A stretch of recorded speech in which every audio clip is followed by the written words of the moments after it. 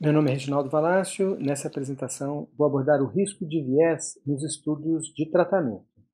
Nós vimos que os princípios da prática em saúde baseada em evidências dizem respeito à utilização da melhor evidência científica disponível em benefício do paciente, integrado à experiência clínica do profissional.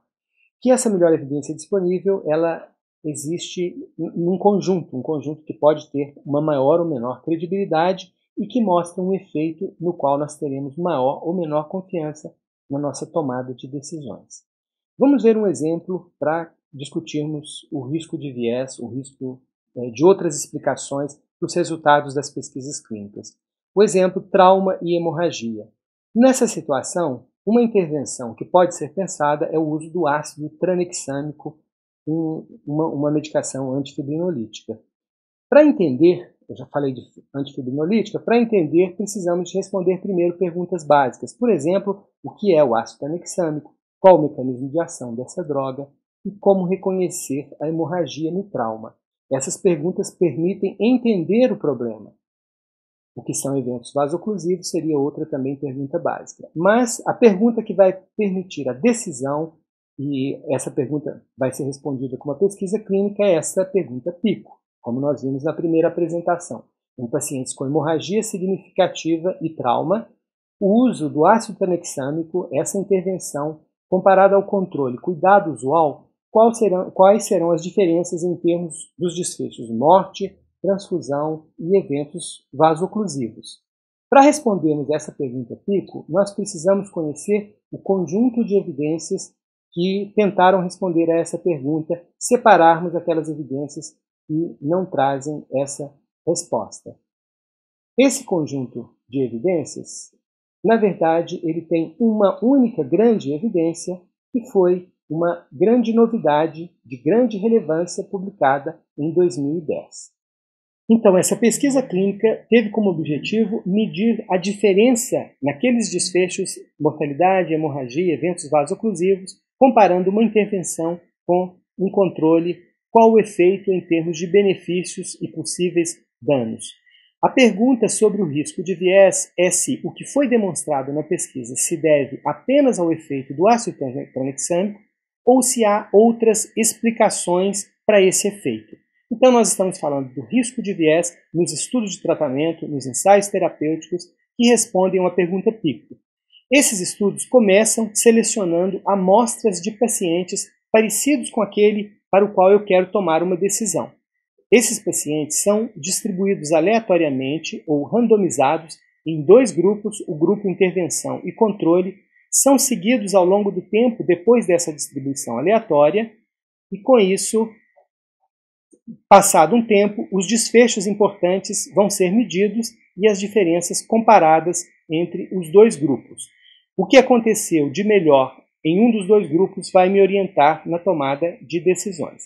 Então, o risco de viés baixo começa com pacientes representativos que são randomizados, são distribuídos aleatoriamente para que os dois grupos comecem com prognósticos semelhantes, como a gente vê aqui, os pacientes em vermelho com risco maior, os verdes com risco menor, distribuídos igualmente nos dois grupos. Se isso não tivesse acontecido, se os pacientes tivessem começado com prognósticos bem diferentes, as diferenças demonstradas nos efeitos poderiam ser explicadas por essas diferenças em termos de prognóstico inicial. Ao longo do estudo, perdas podem ocorrer. E essas perdas, se elas forem diferentes num grupo ou em outro, isso também poderá explicar os resultados, poderá constituir viés. Ainda durante o segmento, com intervenções, outras intervenções que não o ácido tranexâmico, poderão explicar os resultados. O tratamento pode ser melhor em um dos grupos, em outros aspectos que não a utilização do ácido tranexâmico. Já no finalzinho, na avaliação dos pacientes, se esses pacientes forem avaliados de modo diferente, se não forem avaliados com a mesma objetividade, com o mesmo critério nos dois grupos, e isso poderá ocasionar diferenças que não poderão ser atribuídas ao ácido tranexâmico, ou seja, que serão fontes de viés. Outro dado fundamental é que todo estudo de tratamento, para ter baixo risco de viés, ele precisa manter a randomização, ou seja, a análise final tem que ser feita pela intenção de tratar. O grupo que começou como intervenção tem que ser analisado como grupo de intervenção, a mesma coisa com o controle, mesmo que os pacientes tenham mudado de grupo ou sofrido perdas. Então, as fontes de viés podem ser classificadas em viés de seleção e viés de performance. O viés de seleção diz respeito a prognósticos diferentes desde o início, e o viés de performance diz respeito a um tratamento melhor, a uma avaliação mais generosa, a pacientes melhores mudarem de um grupo para outro, casos ruins de um grupo serem perdidos ou adesão maior em um grupo, todas fontes de viés, chamados de viés de performance. Para avaliar esses diferentes tipos de viés de seleção e viés de performance, alguns checklists são disponíveis. Esses checklists têm o objetivo de responder a essa pergunta: a diferença observada que vai orientar a minha decisão, ela se deve ao efeito da intervenção que eu estou considerando? A situação ideal era que todo o resultado fosse explicado pelo efeito. Isso raramente acontece. A maioria dos estudos tem algum viés, mas o que nós queremos é que esse risco de viés seja baixo. Citando um autor, a boa evidência não descarta os fatores de confusão, mas revela um efeito que é maior do que o efeito combinado dos possíveis fatores de confusão. Um checklist muito utilizado faz essas perguntinhas. Os pacientes são representativos? Foram randomizados? A alocação foi oculta, ou seja, não houve como saber para qual grupo os pacientes seriam selecionados previamente, não houve nenhuma interferência dos investigadores no processo de distribuição aleatória. A análise foi feita na intenção de tratar? Houve cegamento, pelo menos na avaliação dos desfechos menos objetivos? Houve perda de segmento? Houve interrupção precoce? Essas perguntinhas ajudam a avaliar o risco de viés. Vamos fazer um exemplo. Naquele estudo que uma pesquisa em 2010 iria nos orientar se nós vamos ou não utilizar o ácido tranexâmico com o objetivo de salvar vidas nos pacientes vítimas de hemorragia e trauma, esse estudo foi publicado no Lancet com esse título: Efeitos do ácido tranexâmico na mortalidade, eventos vasculares oclusivos e transfusões sanguíneas em pacientes com trauma e hemorragia significativa, um ensaio terapêutico controlado randomizado, chamado de CRASH-2. Os pacientes foram representativos? Foram mais de 20 mil pacientes de 274 hospitais de 40 países, muito representativos, muito parecidos com os pacientes que nós vamos encontrar no dia a dia, adultos, que o trauma tinha ocorrido há menos de 8 horas e que tinham hemorragia importante definida por uma hipotensão, pressão arterial sistólica menor que 40, ou uma frequência cardíaca maior de 110, e um alto risco de hemorragia na avaliação dos médicos que os atenderam. Esses pacientes, então, são parecidos com os pacientes que encontraremos no nosso meio vítimas de hemorragia, vítimas de trauma com hemorragia. Esse estudo, então, foi randomizado, a randomização ocorreu sem nenhuma interferência na forma de alocação oculta. A análise final foi feita na forma de análise de intenção de tratar, com cegamento.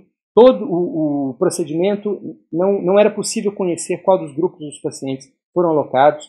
O tratamento e o placebo eram idênticos, não era possível identificar. A perda de segmento foi mínima nesses 20 mil pacientes e não houve interrupção precoce. Então, esse estudo teve baixo risco de viés, aliás, baixíssimo risco de viés. Uma outra forma de guardar, um acróstico, o acróstico Rambo, R de representativos, A de alocação oculta e análise da intenção de tratar, M de medidas feitas no início para avaliar o prognóstico semelhante e o viés de seleção, medidas feitas durante para avaliar as possíveis perdas e a possibilidade de cointervenções de outros tratamentos, e medidas realizadas ao final, medidas dos desfechos que ocorreram, como aqui no caso a mortalidade e as transfusões e os eventos vasoclusivos. E essas medidas feitas de modo cego, B em inglês blind, e de modo objetivo, um acróstico que ajuda a gente a guardar. O risco de viés, então, é importante para definir a confiança que eu vou ter no efeito demonstrado, a confiança de que esse efeito também acontecerá para o meu paciente. Se eu confiar, provavelmente eu vou optar em utilizar o ácido tranexâmico com a confiança de que também salvarei vidas, como aconteceu no ensaio terapêutico publicado. Existe uma hierarquia de risco de viés. O menor risco de viés, o topo dessa pirâmide hierárquica, está com as revisões sistemáticas e meta-análises que conversaremos mais adiante. Os ensaios terapêuticos randomizados, quando de boa qualidade como esse, serão de baixo risco de viés. As pesquisas biológicas in vitro estão lá embaixo nessa hierarquia com o maior risco de viés. Então fica claro para todos que esse estudo foi reconhecido internacionalmente como de grande impacto, com grande potencial de salvar vidas em todo o mundo, porque esse estudo teve um baixo risco de viés e mostrou um efeito num desfecho muito importante, que é o desfecho mortalidade, em pessoas que sofreram acidente e tinham risco de hemorragia. O baixo risco de viés foi essencial para que a Organização Mundial de Saúde incluísse o ácido tranexâmico como um dos medicamentos essenciais na abordagem desses pacientes. Então fica claro que sem uma análise do risco de viés é impossível eu acreditar no efeito que foi demonstrado no estudo. Esse é um ponto fundamental. Depois conversaremos sobre o tamanho e a precisão desse efeito numa outra sessão. Obrigado.